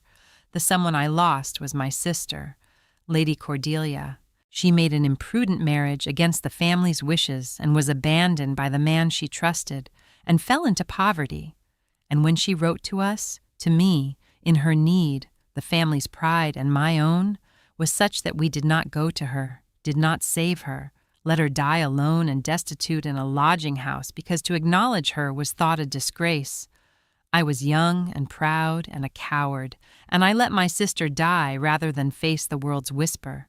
That is my secret, and that is my shame. Not the money I give away, but the reason I give it. And I have hidden it these 8 years not because I was ashamed of the charity, but because I could not bear to expose her memory and my guilt to exactly the sort of company now staring at me. The house Miss Holt spoke of exists so that no other woman shall die as Cordelia died. I would have kept it secret to my grave. My cousin has spared me the trouble, and I find, to my surprise, that I am glad. Let it be known, let all of it be known, I am done with the mask. I have worn it 8 years, and it has cost me everything, including the good opinion of every person in this room, and I find, having watched what honesty looks like in a woman with far more to lose than I, that I no longer care to pay the price of it. He turned then to Daventry, who stood white and rigid and ruined, his trap sprung backward upon himself, exposed before the whole county as a man who had tried to seize an estate by twisting a dead woman's tragedy into a charge of madness. And the Duke's voice went cold again, but it was a clean cold now, the cold of justice and not of fear. As for you, Crispin, you have traced my accounts and slandered my charity and contrived, I have no doubt at all, the brooch that was found in Miss Holt's basket, in order to remove the one person who might stand between you and the fortune you have schemed 20 years to inherit. You have overreached. Tomorrow, my men of business will go through every account you have touched in this house, and I think we shall find a good deal that wants explaining, and you will be gone from Wycliffe by morning, and you will never enter it again, and the county now knows precisely what you are. You counted on my silence, cousin. You counted on the mask. You did not reckon?" And here his voice changed, and he looked across the room at Marianne. "You did not reckon that a poor companion would teach a proud duke how to take it off. Go. We are finished, you and I," and Daventry went, slunk from the room amid the cold contempt of the very company he had primed to admire him, ruined as thoroughly as he had meant to ruin others, undone by his own overreach and by the one factor his calculations had left out, which was the integrity of a woman he had dismissed as a sly schemer. The county, which is fickle, discovered all at once that it had always known the Duke of Wycliffe to be a great and generous man, and that it had never trusted that smooth Daventry. And the story of the secret charity and the dead sister and the penniless companion who had defended a duke at the cost of her own situation was all over the county within a week, and did the duke's true reputation more good than 8 years of careful concealment had done it harm. But all that was after. In the moment, in the silent staring room, there was only the Duke of Wycliffe, unmasked at last, looking across the company at the woman who had unmasked him, and Marianne Holt, who had come to that dinner an accused thief and now stood vindicated and luminous before the whole county, and the thing that had grown between them all winter, suddenly visible, in that public room, to everyone. The matter of the brooch was put right within the week and put right thoroughly, for the Duke would not rest until Marianne's name was cleared as publicly as it had been blackened. When his men of business went through the accounts Daventry had handled, they found, as the Duke had expected, a great deal that wanted explaining, sums diverted, entries altered, the long, quiet pilfering of a man living beyond his means against an inheritance he had grown tired of waiting for. And among the household servants, with Daventry gone and his power broken, tongues that had been frightened loosened, and it emerged soon enough that a maid in Daventry's particular confidence had been seen near Marianne's room the morning the brooch went missing, and had been rewarded by him afterward, and now, terrified of being made to bear the blame alone, confessed the whole shabby contrivance, that Daventry had ordered the brooch taken and planted in the companion's basket, precisely to ruin her, exactly as Marianne had said before the whole county that he had. The proof was complete. The Duke laid it before the same servants who had doubted her, and before the dowager, and saw to it that the truth was as widely known as the accusation had been, and Marianne Holt, who had stood in the great hall accused of theft before the assembled household, stood there again, a week later, fully and formally cleared, her 7 years' character restored, her innocence established beyond any whisper.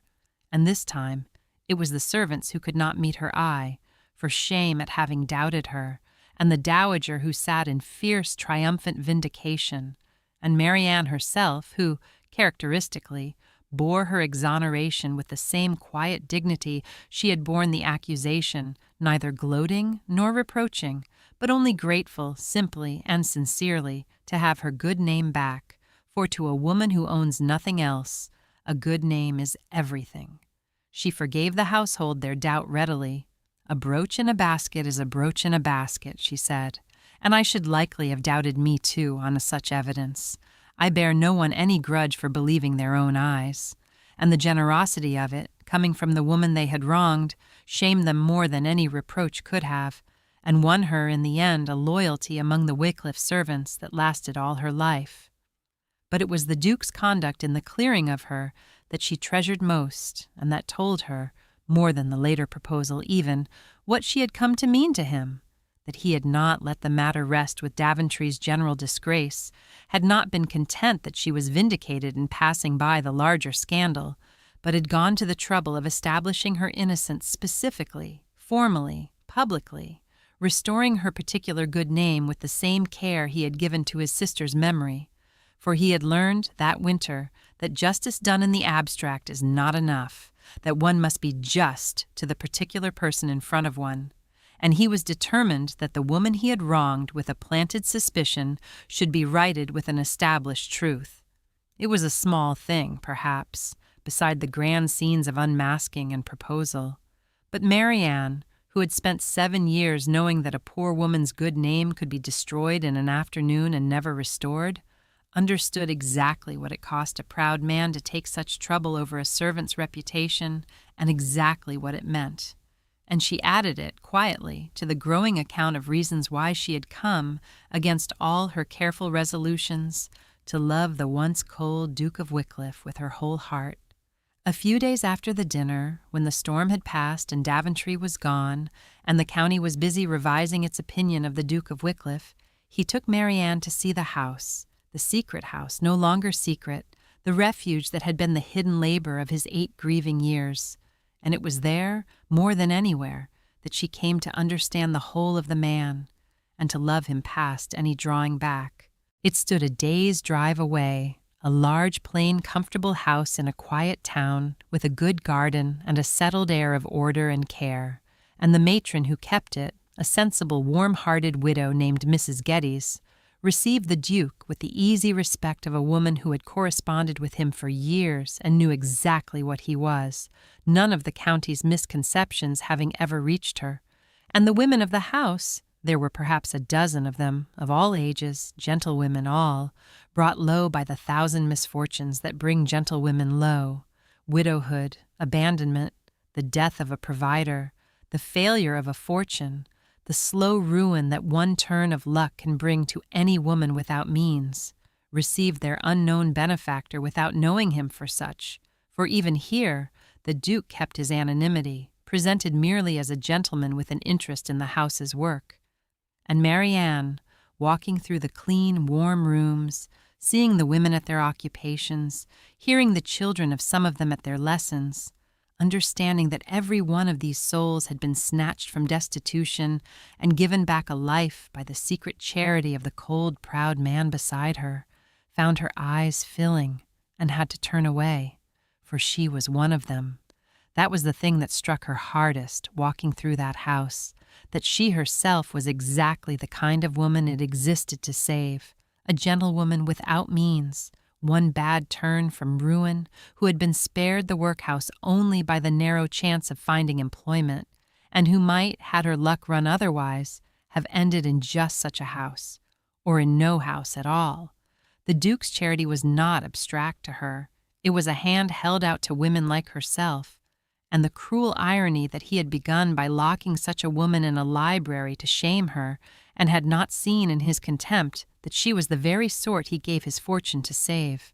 That irony was not lost on either of them, and the Duke spoke of it quietly as they walked. "I did not see you," he said. "That is the thing I cannot forgive in myself beyond all the rest. I have spent 8 years and a fortune on women in your exact situation, have wept over the matron's letters, have given everything I had to keeping such women safe. And then a woman in that very situation came into my own house, and I looked straight at her and saw only a servant to be suspected and shamed. I gave to the abstract and was cruel to the particular. I loved the cause and despised the person. It is the oldest hypocrisy there is, and I was deep in it and never knew, until you stood in my library and showed me, by being better than I, exactly what I had become." And Marianne, moved, had told him that the cause and the person were not so far apart as he feared, that the same grief drove both, that a man does not pour out a fortune for 8 years on strangers unless there is real goodness in him, however buried, and that the goodness she had seen in the ledger that first afternoon was the truth of him, and the coldness only its scar tissue, and that she had known, from that first afternoon, reading the matron's grateful letters in the locked library, that the man who kept this house was a better man than the man who had locked her in it, and that the better man was the real one. They walked back through the garden in the winter light, the Duke and the poor companion, who was the very image of the women he saved, and something was settled between them, in that house, without a word of love spoken, an understanding deeper than courtship, the recognition of 2 people who served the same thing and grieved the same way and had found, against all the odds of their stations, their own kind in each other. He proposed 2 days later, but it was in the house, walking among the saved women in the winter light, that she truly became his, and he hers, for it was there she saw, past all masks and all misjudgments, the whole true measure of the man, and found it, despite everything, despite the locked door and the contempt and the cold, a thing she could love with her whole clear, honest heart. He came to her the next morning, in the quiet of the dowager's drawing-room, to ask her to marry him, and she very nearly refused him, and the reasons she gave were the truest measure of who she was. He made the offer plainly and humbly, with none of a duke's assurance, told her he loved her, that he had loved her since the night she stood in his locked library and told him she wanted nothing, that she was the only person before whom he had been able to be himself in 8 years, and that a life without her in it was a thing he could not now contemplate. And he asked her simply to be his wife and his duchess, and Marianne Holt, who loved him, for she did love him, had known it for weeks and guarded the knowledge as hopeless, looked at the man she loved offering her everything she had never let herself want, and did the hardest thing she had ever done, which was not to say yes at once. "I must ask you something first, Your Grace," she said, "and you must answer me honestly as I answered you in the library, for the whole of my answer hangs upon yours. Why do you ask me? Is it because you love me, truly, as a man loves the woman he means to make his equal and his partner? Or is it because you are grateful? Because I kept your secret and defended you before the county and lost my situation in your service, and you are a just man and feel you owe me a great debt and would pay it with the only grand coin a duke has, which is his hand? For if it is gratitude, Your Grace, if it is debt or guilt, or the wish to make amends to the poor companion you wronged, then I must refuse you, however much it costs me, and it would cost me a very great deal, for I held your secret asking nothing, and I defended you asking nothing, and I will not now, at the last, take payment for it in a wedding ring, and so turn the one wholly free and honorable thing I ever did into a transaction after all. I would rather keep the memory of having given freely than spend it on a coronet. So tell me truly, do you love me, or do you only owe me? Because I will marry you for the one, gladly, with my whole heart, and I will refuse you for the other, though it break that heart, because I will not be paid for my integrity, not even in happiness, not even by you." And the Duke of Wycliffe, who had learned that winter from her what honesty cost and what it was worth, did not protest or flatter or rush to reassure. He took the question as gravely as it was asked and answered it from the bottom of his heart. "I am grateful to you," he said, "more than I can ever say. I do owe you a debt I can never repay, and if I thought for one moment that gratitude was the whole, or even the most of it, I would not insult you by offering you my hand, for you are exactly right that it would cheapen the gift you gave. But hear me, Marianne. I fell in love with you in that library before you had done anything I could be grateful for. Fell in love with you the moment you told me you wanted nothing, not because it served me, but because it showed me all at once a soul larger and finer than any I had ever met, and I have been falling further every day since. In every quiet hour you have let me be myself beside you. I do not love you because you saved me. I love you because you are the most worth loving of any person I have ever known, and I would love you exactly as much if you had never held my secret at all. If we had met as strangers in a road, the secret only gave me the chance to see what was always there. It is love, Marianne. It is nothing but love, with the gratitude a very distant second and asking no payment at all. Marry me for the love. There is no debt in it. There is only that I cannot be myself, or be happy, or be whole without you, and that I am asking you, as an equal, to choose a man who will spend his life glad that you did." And Marianne Holt looked into his grave, honest, changed face, and weighed it, and believed it, and she chose him, freely, with her eyes open, from the fullness of her own heart and not from any need, for she had her integrity entire, and would have survived whole without him, as she had survived whole through 7 hard years before him. And it was precisely because she did not need him that she could give herself to him, freely, as an equal, which is the only way a woman who knows her own worth ever gives herself to anyone. "Then yes," she said, "for the love and for nothing else, and as your equal and not your debtor. Yes, Everett, I will marry you. I held your secret because it was the right thing, and I will not be paid for it, but I will share your life because I want to, which is a different thing entirely and the only thing worth marrying for." The Dowager Duchess of Wycliffe, when the engagement was announced to her, behaved in a manner entirely unbecoming to a great lady of 80, and was not in the least ashamed of it.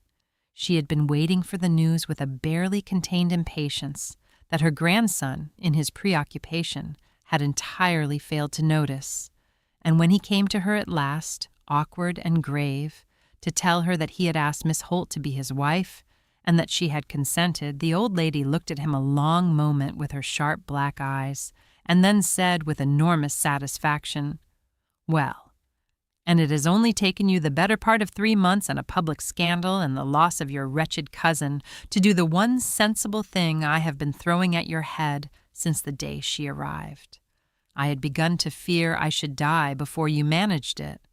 Of course she consented.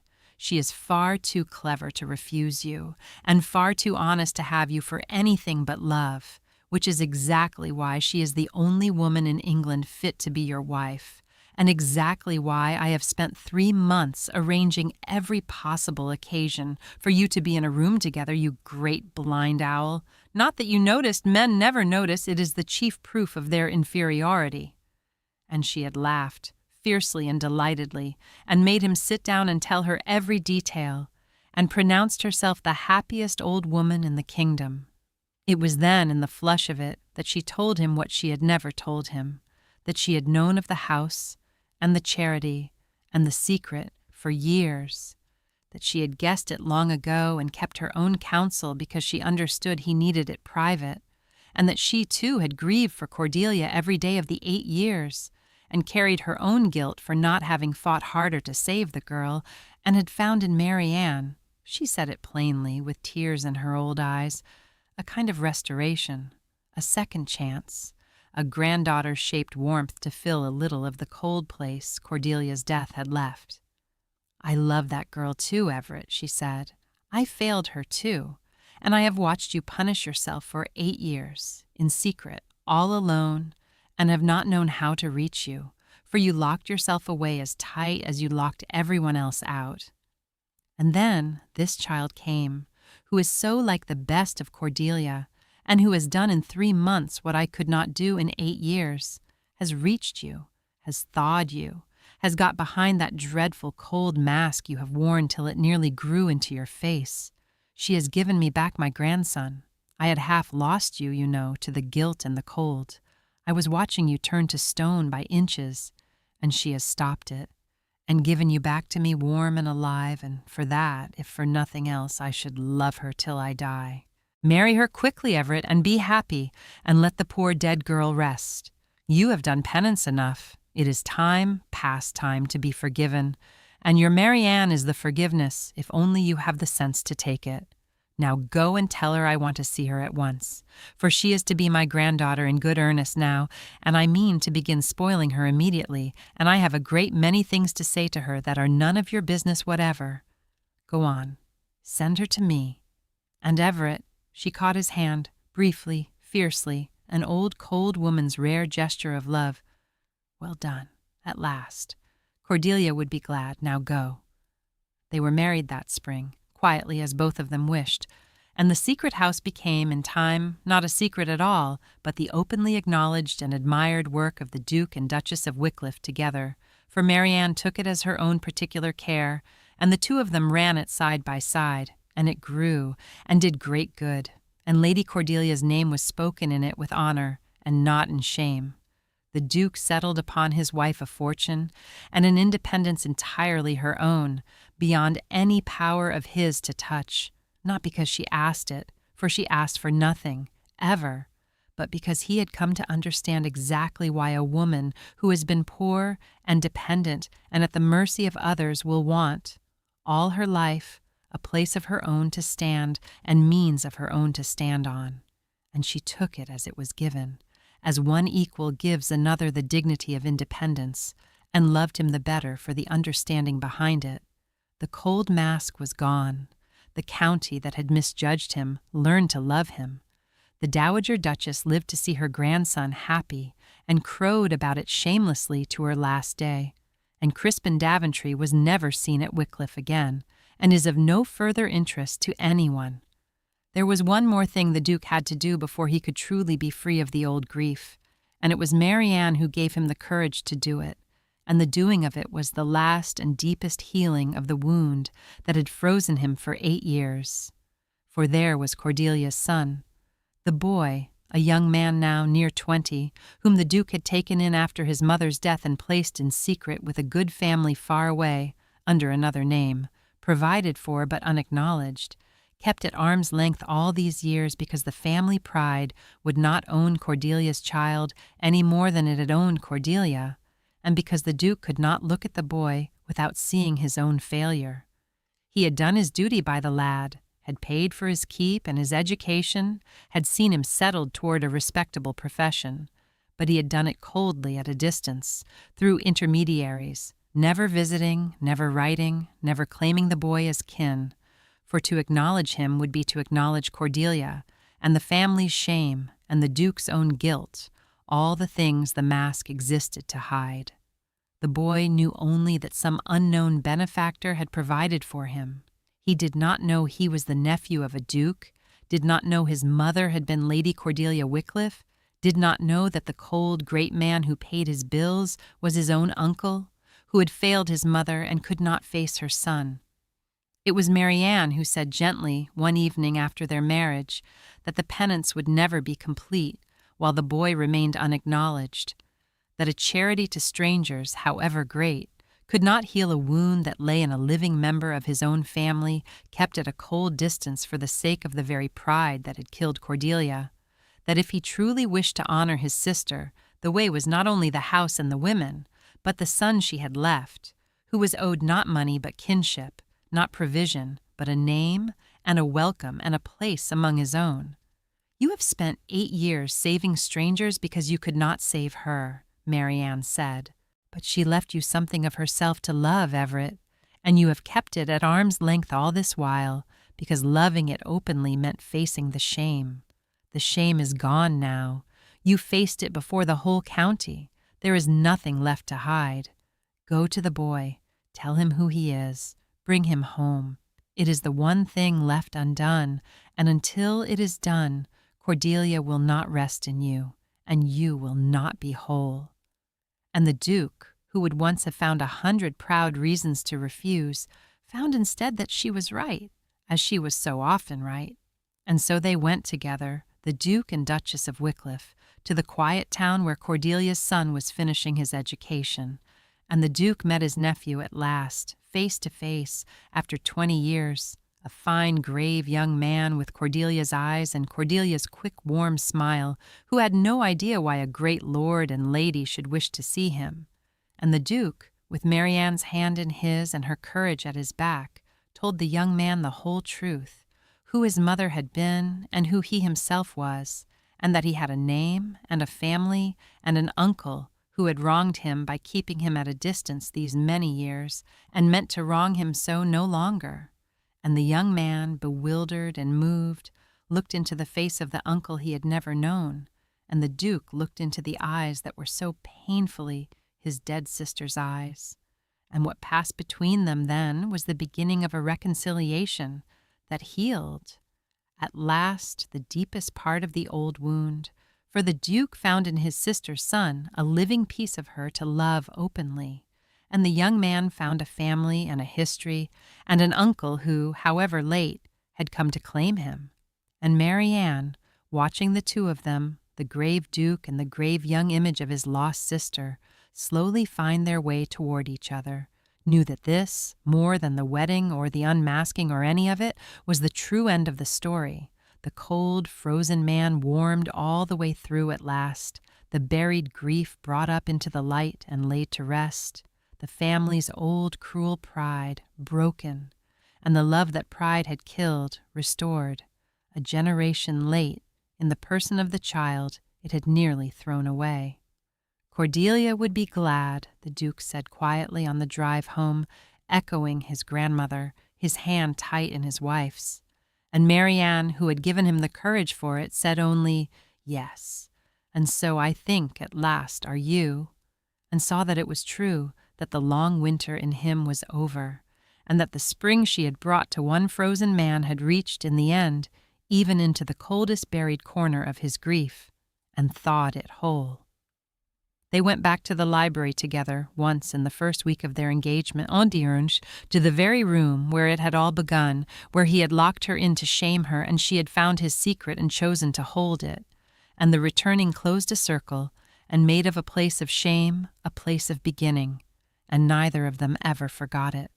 It was Marianne who suggested it with the dry humor that he had come to love. "I think," she said, "that we ought to make our peace with that room, Your Grace, for you cannot go on avoiding your own library for the rest of your life, and I cannot go on being unable to pass the door without remembering the sound of the key.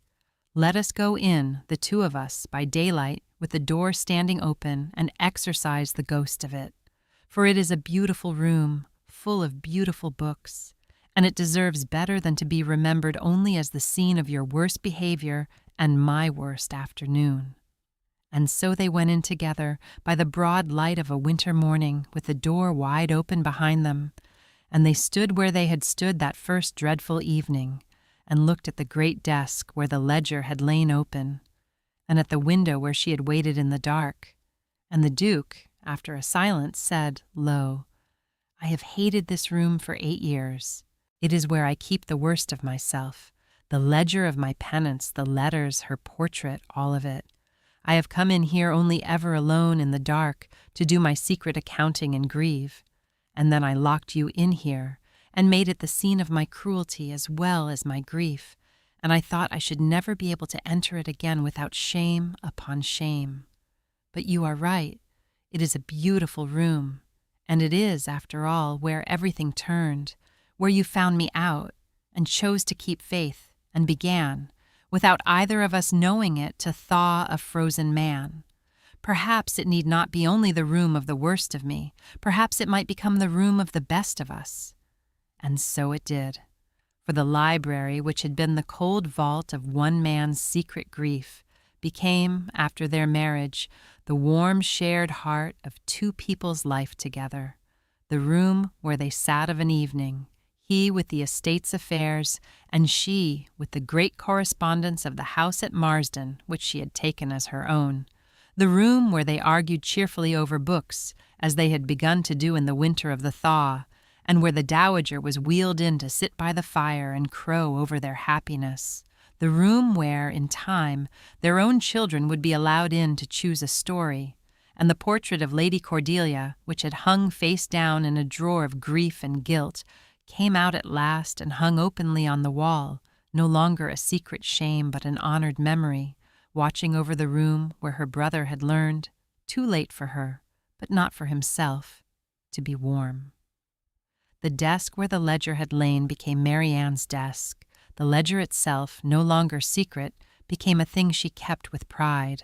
And the key that had turned in the lock that first dreadful afternoon, the Duke gave to her, on their wedding day, with a gravity that was half a jest and wholly a meaning. The library was the one room in my house that no one was ever permitted to enter, he said. I locked it against the world, as I locked myself, and then I locked you into it, meaning to shame you, and you walked out holding my whole heart, though neither of us knew it yet. So the key is yours now, and the room is yours, and the secret is yours, and I am yours, for you are the only person who was ever locked into the worst of me and chose to stay, and make it the best. Keep the key. You have long since earned the run of the place. And she kept it, and she never once, in all the years that followed, locked that door against anyone. For the room that had been a prison became, in her keeping, the most open and welcoming in the house, which was, when you thought about it, the whole of their story in a single-turned lock, a thing meant to shut out and shut in, become, by the choice of one woman who would not be made cruel, a thing thrown open for good. So bank your fire now and turn your lamp low, and let the dark draw gentle and close. A cold, proud man locked a poor woman in a library to shame her, and she walked out holding the secret that could have shamed him, and chose, being who she was, to hold it as a trust, and never as a weapon. And in the holding she unmasked him, and in the unmasking she freed him, and the power she would not use for her own gain. She spent at last only to defend him, asking nothing, and was given in return the one thing she had never let herself want, freely, as an equal, and took it freely, having needed it not at all. Somewhere tonight by some fire I shall never see, you have kept her company to the end of her story, and I am glad of it, more glad than I can say, and I should dearly love to know where in the world you have been listening from. Remember that the truest power is the power one chooses not to use, and that your integrity is your own, and worth more than any secret you could sell. Sleep well. There will be another fire and another story when next the candles are lit.